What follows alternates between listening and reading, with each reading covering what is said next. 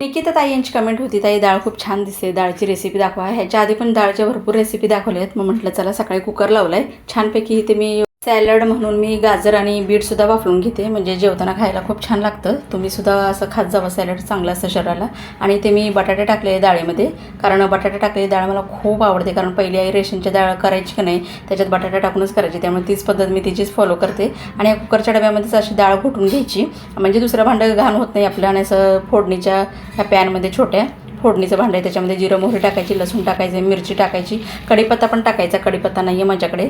आणि छानपैकी तसं फोडणी देऊन द्यायची आणि कोथिंबीर आधीच टाकायची. आणि मीठ वगैरे मी डाळ शिजतानाच, डाळ जेव्हा कुकरला लावते की नाही तेव्हा त्या डाळीच्या डब्यातच मी हळद, मीठ आणि तुपाचा 1 चमचा टाकते, म्हणजे नंतर टाकायची गरज नाही. नंतर चवीनुसार तुम्ही टाकू शकता जर मीठ कमी असलं तरी.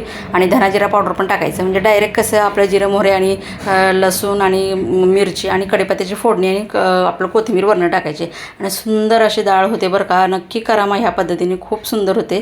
मानसीला इथे बटाटा टाकला नाही कारण तिला आवडत नाही, पण मला बटाटा खूप आवडतो डाळीतला.